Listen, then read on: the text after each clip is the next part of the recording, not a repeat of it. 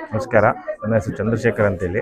ನಾನು ದೊಡ್ಡಬಳ್ಳಾಪುರ ಹತ್ರ ಇರುವಂಥ ಹರದೇಶಹಳ್ಳಿ ಗ್ರಾಮದಿಂದ ಬಂದಿದ್ದೀನಿ.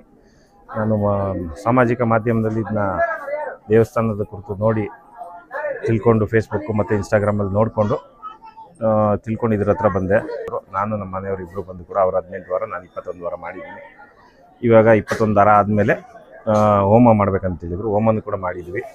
ಈ ಮೊದಲು ಬಂದಾಗ ನಮಗೇನು ಮಾನಸಿಕವಾಗಿ ಒತ್ತಡ ಏನು ಇತ್ತು ಜಾಸ್ತಿ, ಇವಾಗ ಇಲ್ಲಿ ಬಂದು ಹೋದ್ಮೇಲೆ ನಮಗೆ ಆ ಒತ್ತಡ ಕಡಿಮೆ ಆಗಿದೆ. ದುಡ್ಡು ಕಾಸು ಅನ್ನೋದು ಎಲ್ಲರಿಗೂ ಎಲ್ಲಿ ಬೇಕಾದ್ರೆ ಸಂಪಾದನೆ ಆಗ್ತದೆ. ಮಾನಸಿಕವಾಗಿ ನೆಮ್ಮದಿ, ಆರೋಗ್ಯ, ಇನ್ನೊಂದು ಮತ್ತೊಂದೆಲ್ಲ ಇಲ್ಲಿ ಬಂದಮೇಲೆ ನಮಗೆ ಬಹಳಷ್ಟು ಸಿಕ್ಕಿದೆ.